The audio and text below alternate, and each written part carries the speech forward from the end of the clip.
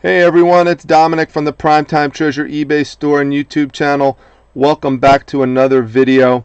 This video is dedicated to Sheila Hamilton. Sheila has been a longtime subscriber to the Primetime Treasure YouTube channel and a longtime member of my Facebook group, the Facebook Reselling Resource Center.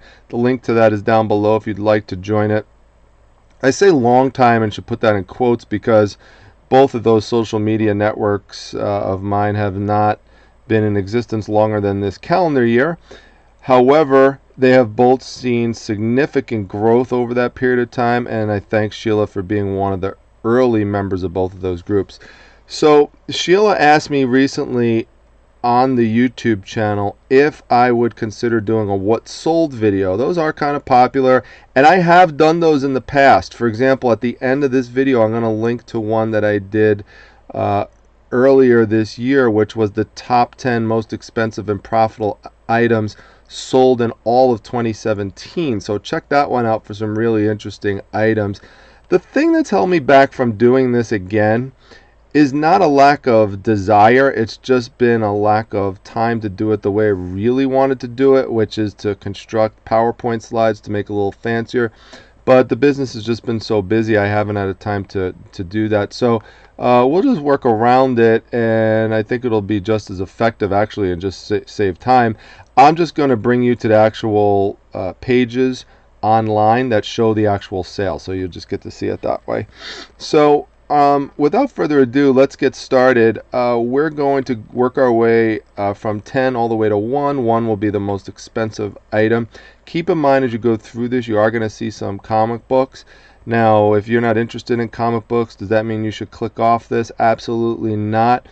You do need to learn how to diversify, and when you see how much money that these pop culture type of items that I sell bring in, you may want to start developing some knowledge in that area. So it's important for all of us to diversify. Just like, I do sell clothes.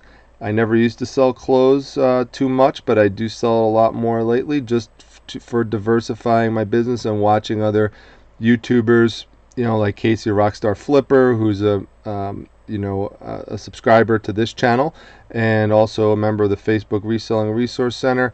I learned a lot from him about that, and also people like Rake and Profits and Bonafide Hustler.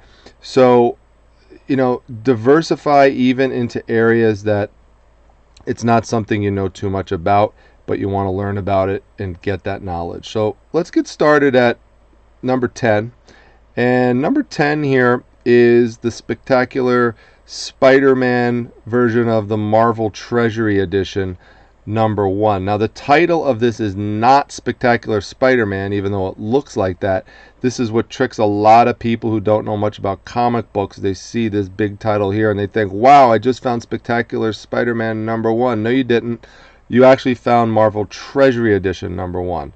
Now the way you'll actually figure out the titles of these comic books is you will open the page right here, and you will actually go down to the bottom, and you see right there where it says Marvel Treasury Edition, right down here below that guy with kind of like the scary kind of white face with the black and blue hair. Right under there it says it, Marvel Treasury Edition. That's the name of the comic book. That's the title.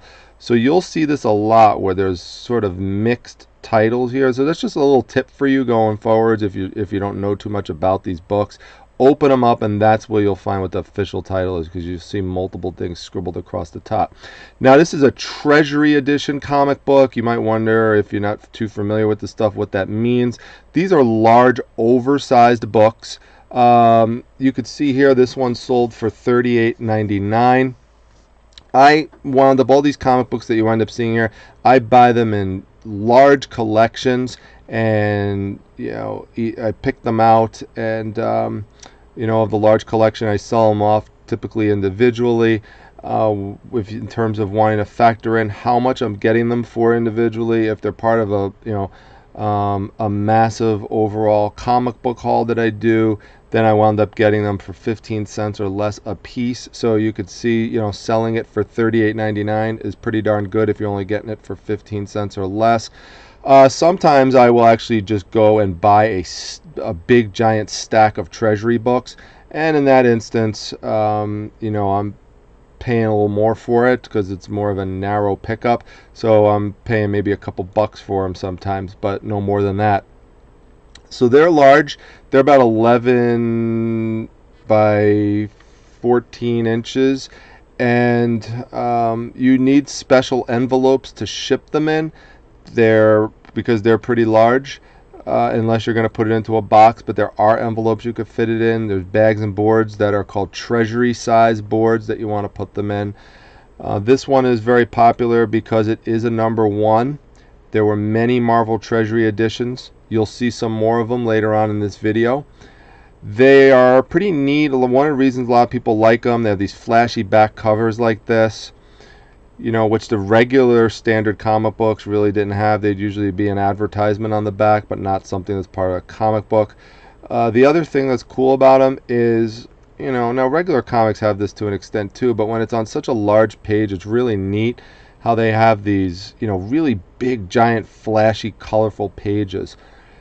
Now, Treasury books aren't for everybody. They're not for every comic book collector. Some people, like myself, absolutely love them. I love the size of them. I love the art in them. I love the colors, these kind of flashy pages.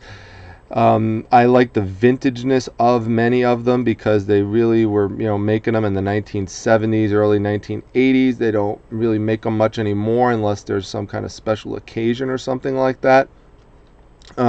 But there are some people who don't really like them because they're mostly reprints of you know, of older stories and stuff. So not everybody likes them. In fact, you know, some comic book grading companies like CGC won't even grade them.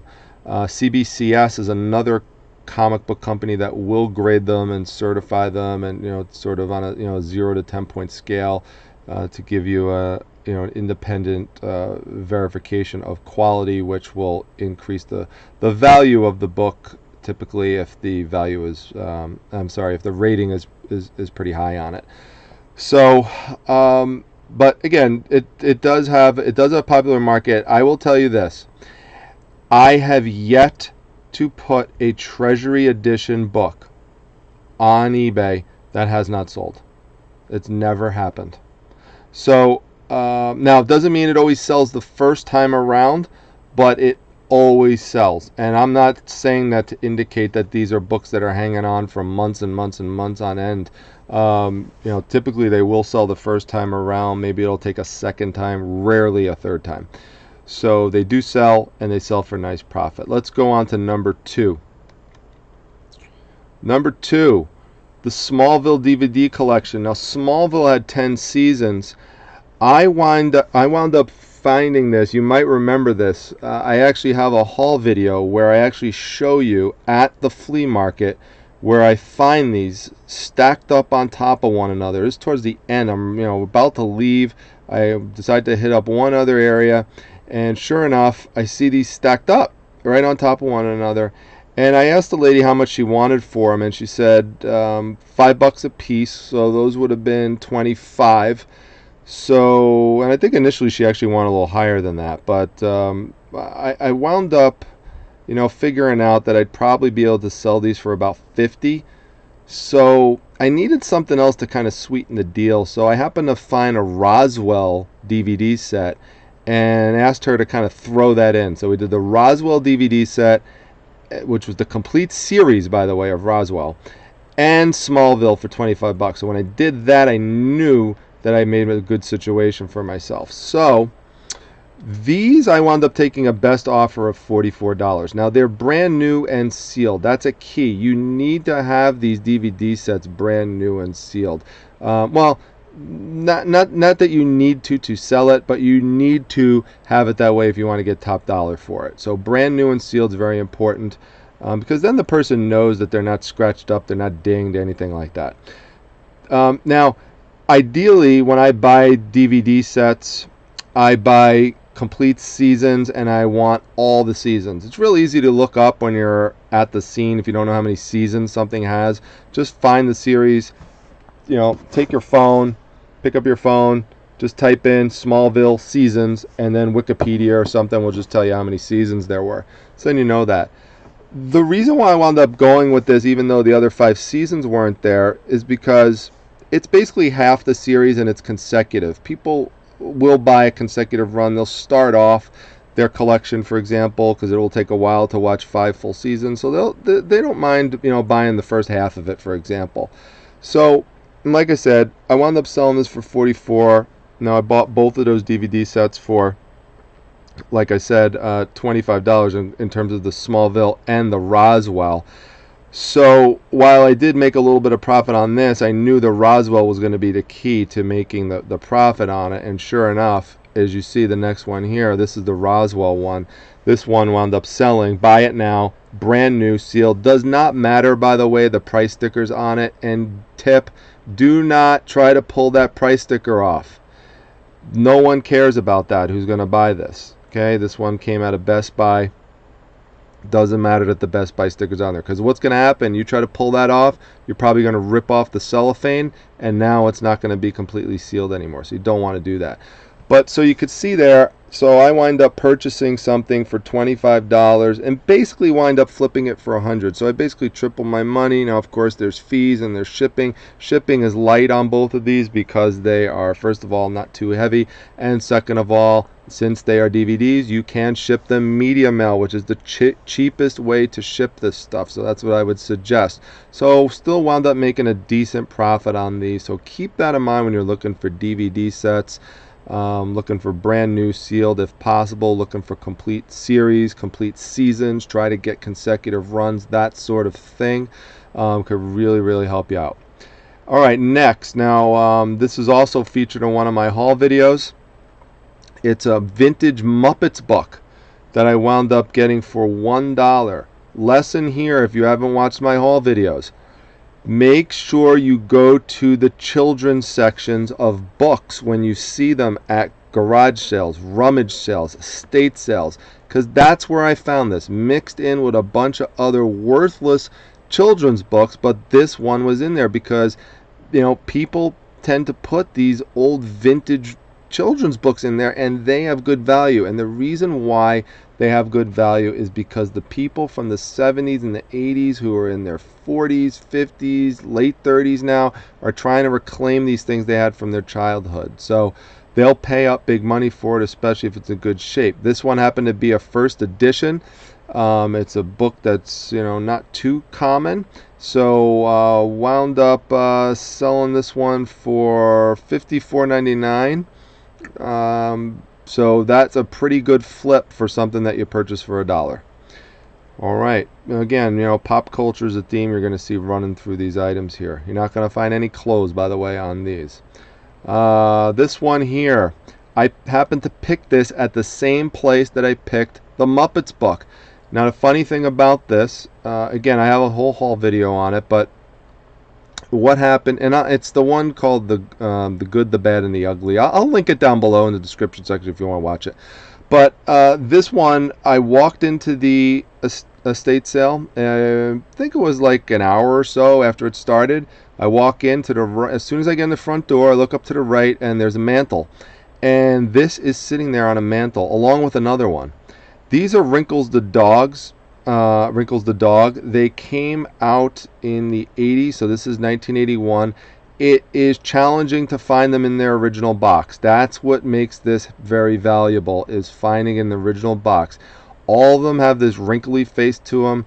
They came with different colors, so a more popular one is the darker brown one, which I'll show you a little bit later, so hint, hint, kind of a little spoiler there.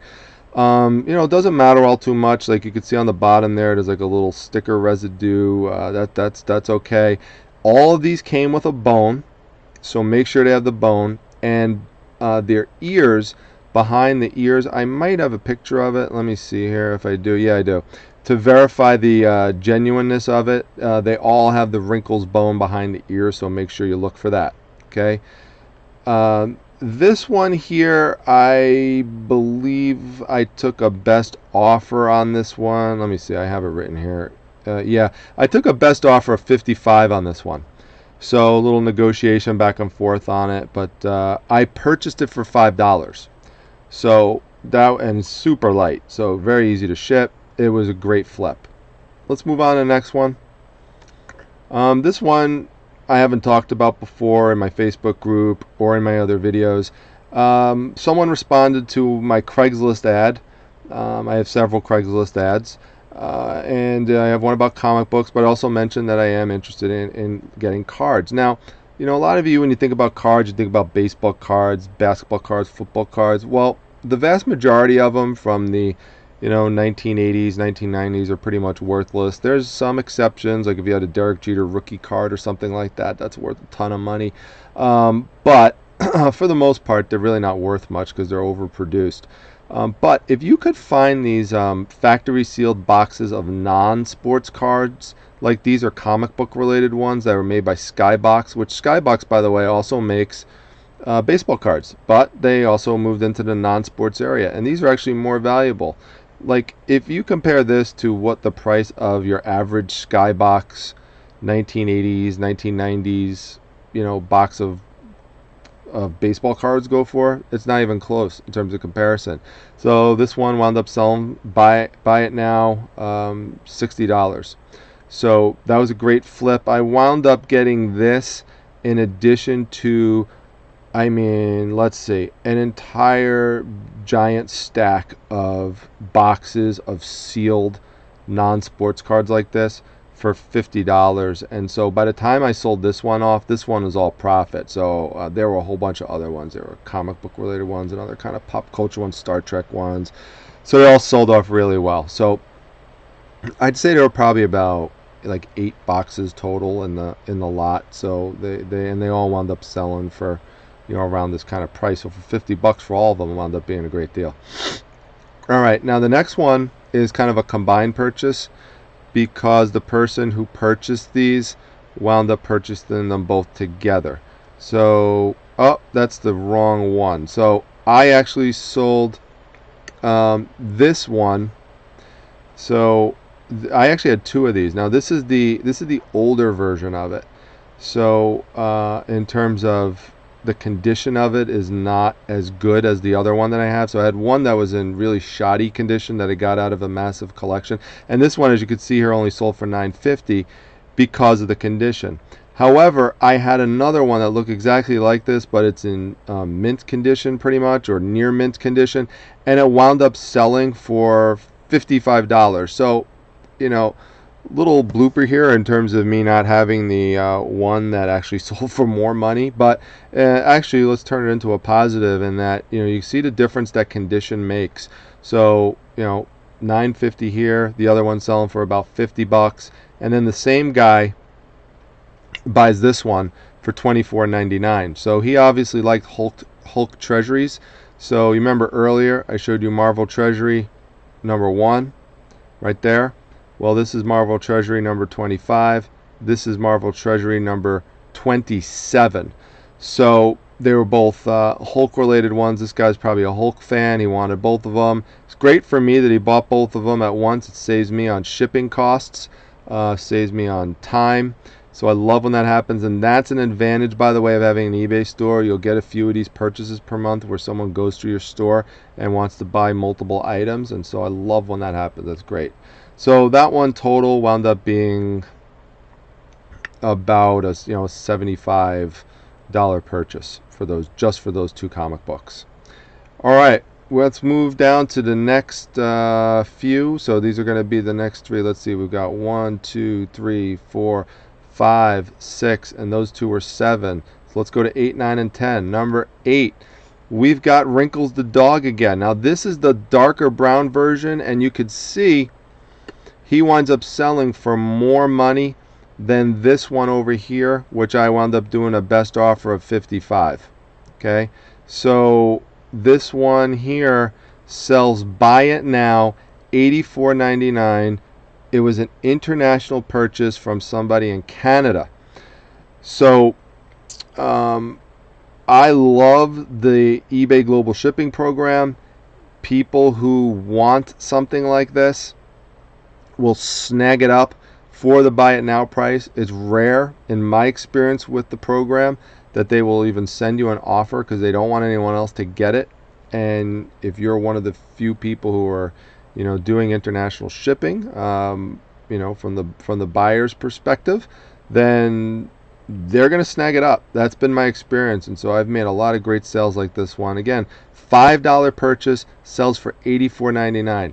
That's crazy. I mean, if you think about it, $85, the other one $55. So for $10, you're flipping that into like $130 to $140.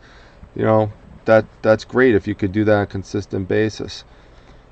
All right, let's look at this one right here. Another Treasury book. This one is a classic if you ever see it. It's probably one of the most, if not the most famous Treasury book around. Most times that you see it, it is severely damaged or significantly damaged. People, weren't taking care of these books too well back then, and so they really got beat up a lot. The Treasuries even get beat up a lot more than even your regular size comic books. So this one, though, is famous because it's the first DC and Marvel crossover, and people were dying to see something like this. What would happen if Superman from DC Comics ever battled against Spider-Man from Marvel Comics? So DC and Marvel got together and, believe it or not, did a collaboration, and here you go. So now this wound up selling for $99.99. I did take a best offer. Again, wound up getting this for very cheap, and being able to flip it for $100, is just a win-win situation all day, every day of the week. Now, drum roll for the last one, and yes, you might have guessed correctly, it's a comic book, but I want you to take a closer look at it because I'm going to tell you a few things about it in case you ever see things like this. Really, I want to talk to you about the title for starters. Tomb of Dracula. Since I sold this book, I have come across 2 Tomb of Dracula books at garage sales. Now, they haven't been in great shape, but still, I've been able to take those, list them online, sell them very easily. I know you might only get, depending on the condition, 10, 15 bucks out of it, but if you pick it up for $1, it's a good little flip. This one is actually a very, very famous cover. Many comic artists, since this comic book came out, have emulated this famous shot here of Dracula holding the woman. But it is number 1 of Tomb of Dracula. And what you'll see here is that it's in a slab. It's graded. I actually purchased this book the way it looks here. Okay, I purchased it for, so it wasn't in a slab. I purchased it at a comic convention in Albany. And I bought it for $50. Now that might sound like a lot of money to sell for a comic book, but I thought the condition was really pretty good on it, and said to myself, if I buy it for $50, I think I could put it online, sell for $100. But if I get it graded and it comes out to a high grade, I could probably flip it for $300. So I went ahead and invested $50 into the book, and to get it graded, you need to submit it to a grading company. Now, the one that is the most popular by far, it's the gold standard for where you're going to send comic books to be graded, is called CGC. So there are others. There's one called CBCS, which would be, I'd say, the second most popular. Then there's another one called PGX, which is not as popular. But CGC is the most famous one.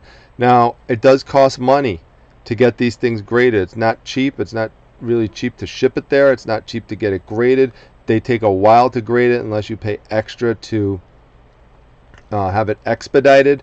But overall, for this particular book, it wound up costing me total around $50 in additional investment to get it graded. Now, my hope on this one was that, you see this number up here? It says 7.5.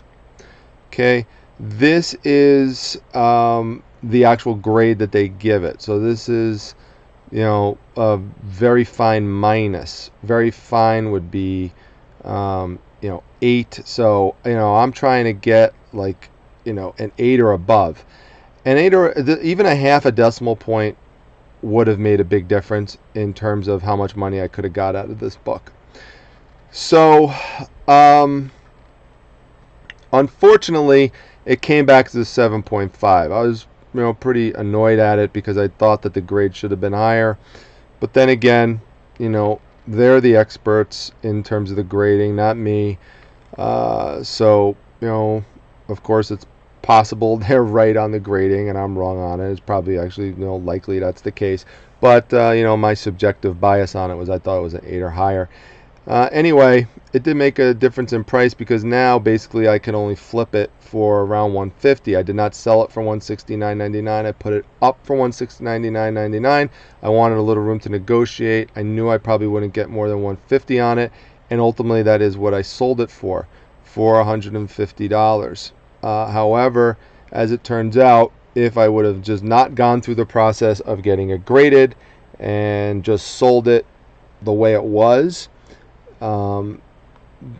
not knowing that it was going to come back as a 7.5, I would have been able to sell it for $100 and still made, my $50 profit. Okay, again, remember, got to take into account the shipping and the fees and that sort of stuff. But, minus that, it would have been the same thing as what ultimately wound up happening. So that's the risk about grading comic books, is that kind of thing can happen.